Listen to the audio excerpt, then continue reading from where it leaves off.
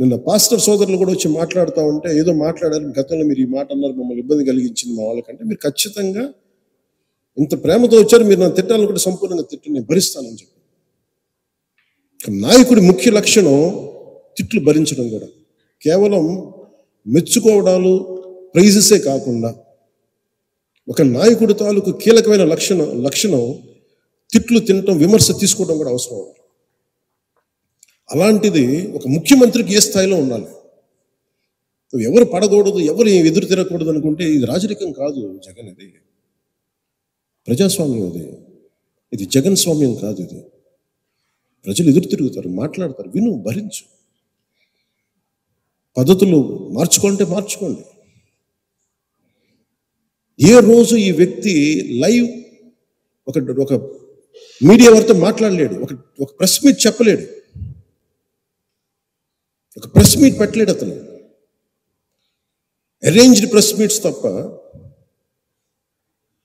ఎప్పుడు అయినా తప్పులు ఉండొచ్చు, ఇంకోటి ఉండొచ్చు, కానీ అసలు ఎక్కడా కూడా నువ్వు అందరిని ఇబ్బంది పెట్టేవి, ఒక సగటు ఇంట్లో పని చేసుకునే ఒక 35 ఏళ్ళ మహిళని చిన్నపాటి నిరసనకి, పాపం ఆ రోజు జాయిన్ అయ్యి నిరసన కార్యక్రమానికి వస్తే ఆవిడని అందరితో పాటు ఆవిడని కూడా అరెస్ట్ చేసేసి అటెంప్ట్ మర్డర్ కేసు పెట్టారు ఆవిడ.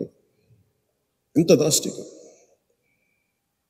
అంబేద్కర్ గారి విగ్రహం ఒకవైపు పెడతారు, ఒక దళితుడిని చంపేస్తే వాళ్ళ శవాన్ని ప్యాక్ చేసి ఇంటి ముందు డోర్ డెలివరీ చేస్తే ఆ వ్యక్తిని ఊరేగింపిస్తారు వైసీపీ నాయకులు. నాకు ఈ రెండింటికి పొంతన కుదరదు. నీకు ఈ గౌరవం ఉన్నప్పుడు ఈ వ్యక్తికి శిక్ష పడాలి, ఈ వ్యక్తి రక్షింపబడాలి. 23 దళిత బంధు పథకాలు వాళ్ళకి తీసేశారు. అంబేద్కర్ గారి విగ్రహం పెట్టి అవి పెడితే అప్పుడు కదా ఆయన నిజంగా నివాళి. ఇవేమో విగ్రహం పెట్టేసి ఇది వదిలేస్తే మరి ఎవరికి ప్రయోజనం? సో నాకు ఇలాంటివన్నీ 1 కాదు 2 కాదు. పాపం డాక్టర్ సుధాకర్ అనే వ్యక్తిని, మాస్కులు లేవు కరోనా టైంలో ఉంటే, అతని మీద పిచ్చోడిని చేసి చచ్చిపోయి చేశారు. 1, 2 కాదు ఇట్లాంటివి. ఆంధ్రప్రదేశ్ అత్యధికంగా దళితుల మీద దాడి జరిగే రాష్ట్రంగా పేరు వచ్చింది. ఎక్కువ ఫాల్స్ ఎస్టీ అట్రాసిటీ కేసులు ఆంధ్రప్రదేశ్లో బుక్ అయ్యాయి. ఈ రోజున అది ఏ స్థాయికి వచ్చిందంటే, బీసీలకి ప్రత్యేక రక్షణ చట్టం కావాలనే స్థాయికి వచ్చింది. తెలుగుదేశం నాయకులు ప్రతిపాదించడానికి, మేము యాక్సెప్ట్ చేయడానికి కారణం అదే. ఒకవైపు దళితులకి న్యాయం జరగట్లేదు, ఫాల్స్ ఎస్టీ అట్రాసిటీ కేసులు పెడతా ఉన్నారు. ఇంత అల్లకల్లోలంగా ఉదాహరణకు చెప్తున్నాను. అలాగే ఈ వ్యక్తి ఏ మాట ఒప్పుకోడు, మాట ఇస్తాడు. నేను మద్యపాన నిషేధిస్తానని చెప్పి వచ్చిన వ్యక్తి సారా వ్యాపారం అయిపోయాడు. ఇతను ముఖ్యమంత్రి సారా వ్యాపారం మనం అర్థం చేసుకోండి. కానీ ఇట్లాంటివన్నీ 1, 2 కాదు, 30,000 మంది ఆడపిల్లలు అదృశ్యం అయిపోయారు. ఏం చేయాలి? ఎందుకు మిస్ అయిపోయారు? ఎంతమంది తిరిగి వచ్చారు? అసలు ఏం జరిగింది చెప్పాలి కదా. కనీసం నువ్వు వివరించాలి కదా. ఆ వివరణ ఉండదు. అన్యాక్రాంతంగా అకారణంగా కేసులు పెట్టడం, జైళ్ళల్లో పెట్టించడం. సో నిన్న కూడా మండపేట నాయకులతో మాట్లాడుతూ ప్రత్యేకంగా పంచుకోవాలనే ఇది మాట్లాడుతున్నాను. జనసేన ఎందుకు సింగిల్గా వెళ్ళకూడదు? మనం ఎంతసేపు బలాన్ని ఇచ్చేవాళ్ళం అవుతున్నాం, కానీ బలం తీసుకునే వాళ్ళం అవ్వట్లేదు. మనం అంటే మన ఇన్ని స్థానాలు తీసుకోవాలి, 53 స్థానాలు తీసుకోవాలి, 70 స్థానాలు తీసుకోవాలంటే ఇవన్నీ తెలియని వ్యక్తిని కాదు నేను.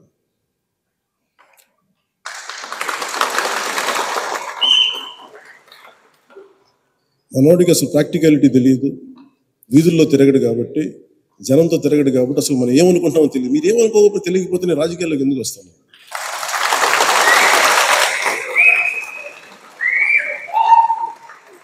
నాకైనా సరదానా అవివేకం? నాకేమన్నా జనసేన వచ్చింది కూడా రాష్ట్ర విభజన, ఒక్క నాయకుడు మాట్లాడట్లా. ఆంధ్రప్రదేశ్కి జరిగిన అన్యాయానికి, లేదంటే రాష్ట్ర విభజన ఇలా చేయకూడదు, ప్రజల మధ్య ఇలా చిచ్చు పెట్టకూడదు, విభజన జరగాలంటే చాలా సైంటిఫిక్గా జరగాలి అని ఒక పద్ధతి తీరు లేదు. ద్వేషంతో విడిపోవడం కష్టం, తేలిక. 2 వ్యక్తుల్ని కలపడం చాలా కష్టం, 2 వ్యక్తులు విడగొట్టడం చాలా తేలిక. ఒక కట్టడాన్ని నిర్మించడం కష్టం, ఒక కట్టడాన్ని కూల్చడం ఒక లెస్ దెన్ 24 సెకండ్స్. అందుకే నేను ఎప్పుడు నిర్మాణాన్ని ఇష్టపడతాను, విధ్వంసాన్ని ఇష్టపడతాను. అందుకే నా పద్ధతులు ఒకసారి ఇబ్బందిగా ఉంటాయి. గొడవలు పెట్టి నేను అంత ఈజీగా గొడవలు పెట్టుకోను. కష్ట నష్టాలు తెలుసు. ఎందుకు ఒక్కడనే మనం వెళ్ళలేదని అనడానికి కారణం, అసలు ఎందుకు ఈ మాట చెప్పారు వైసీపీ? నేను మాట్లాడుతున్నప్పుడు వైసీపీ వ్యతిరేక ఓటు చేయకూడదు వల్ల మీకు టీడీపీ పార్టీ బతికేసింది, మీరు జైలుకి వెళ్ళి చెప్తే వాళ్ళు బతికేశారు, మేము నలిగిపోతున్నాం అంటే, నాకు కనుక 2019లో నాకు సలహాలు ఇచ్చే వాళ్ళందరూ, నేను 153 స్థానాల్లో పోటీ చేయించు, 30-40 మంది కనుక నన్ను ఎమ్మెల్యేలుగా గెలిపించుంటే ఈరోజు సంపూర్ణ హక్కు లేదు. 30-40 మంది పక్కన పెట్టండి, కనీసం నన్ను కూడా గెలిపించలేకపోయారు. కనీసం నన్ను గెలిపించున్నా కానీ బాగుండేది. 30-40 స్థానాల్లో పెట్టి కనీసం నన్ను గెలిపించిన ఒక్క సీటు నాకు గెలిచిగా నేను ఎల్లుండుంటే అప్పుడు నీకోసం నిలబడ్డాం, అందుకని ఈసారి నువ్వు ముఖ్యమంత్రి స్థానం అడగండి, ముందుకు వెళ్ళకూడదు వస్తానంటే అప్పుడు నేను వింటాను సంపూర్ణంగా.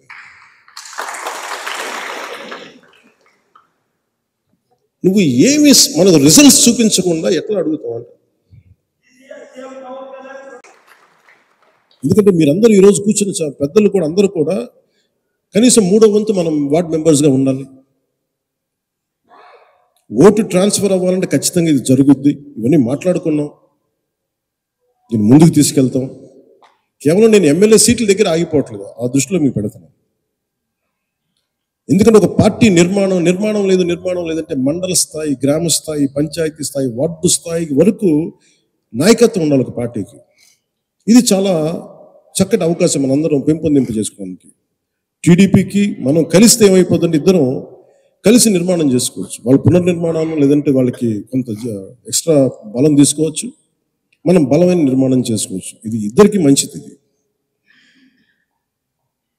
భవిష్యత్తు ఏది ఎట్లా ఉన్నప్పటికీ కూడా ఈ క్షణం మనం ఇప్పుడు చేయాల్సింది సంపూర్ణంగా ఒక మాట అటున్నా, ఆటుపోటున్నా, ఇటున్నా కానీ మనం కలిసే వెళ్తున్నాం.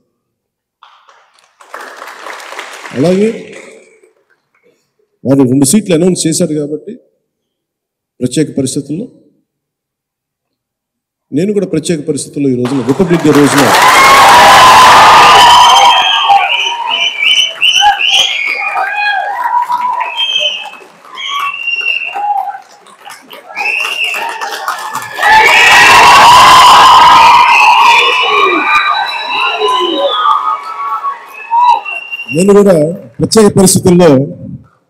వాళ్ళు 2 సీట్లు అనౌన్స్ చేశారు కాబట్టి నేను 2 సీట్లు అనౌన్స్ చేస్తున్నాను. రోజులో పరిస్థితులు ఎలా ఉంది?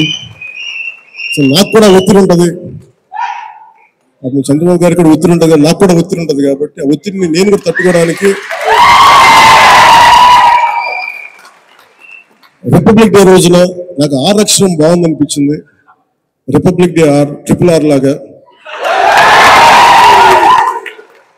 రిపబ్లిక్ డే రోజున రాజోలు రాజానగరం సీట్లు నేను అనౌన్స్ చేస్తాను. ఈ రిపబ్లిక్ డే రోజున అందరం బాగుండాలి, అద్భుతాలు జరగాలి మనస్ఫూర్తిగా కోరుకుంటూ, రాష్ట్ర ప్రజలకి బంగారు భవిష్యత్తు జనసేన తెలుగుదేశం ప్రభుత్వం ఇస్తాయని మనస్ఫూర్తిగా కోరుకుంటూ, ఈ పర్యాయం నన్ను నమ్మండి, వ్యూహం నాకు వదిలేయండి. ఏ వ్యూహం వేసినా నన్ను సంపూర్ణంగా నమ్మండి, నేను విహంగ వీక్షణ చేస్తాను, మీరు నన్ను నమ్మండి. నాకు దశాబ్దం అడగట్లా, ఈ ఎన్నికలు దాటనివ్వండి, 5 సంవత్సరాలు టైం ఇవ్వండి. నాకు మీ గౌరవానికి ఏ మాత్రం భంగం వాటిల్లకుండా మన నాయకులకి ప్రతి ఒక్కరికి గుర్తించే బాధ్యత నేను సంపూర్ణంగా తీసుకుందాం. ఈసారి కలిసి పనిచేద్దాం. ఎప్పుడు విడిపోయి మనం పలసన పడిపోయాం, ఈసారి కలిసి ఉన్నాం, చిక్కగా ఉన్నాం. అలాగే భారతరత్న అవార్డు వచ్చిన కర్పూరి ఠాకూర్ గారికి ప్రత్యేకంగా అభినందనలు తెలియజేసుకుంటూ, పద్మవిభూషణ్ అవార్డు వచ్చిన శ్రీ వెంకయ్యనాయుడు గారికి, ఉపరాష్ట్రపతి శ్రీ వెంకయ్యనాయుడు గారికి, అలాగే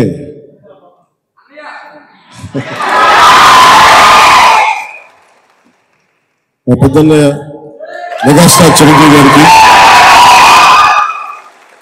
మనస్ఫూర్తిగా నా అభినందనలు తెలియజేసుకుంటూ వైజయంతిమాల బాలి గారికి మిగతా అవార్డు గ్రహీతలందరికీ కూడా నా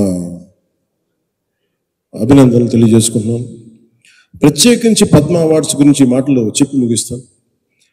నరేంద్ర మోదీ గారికి మనస్ఫూర్తిగా నా అభినందనలు తెలియజేస్తాను. ఎందుకంటే మారుమూల ప్రతిసారి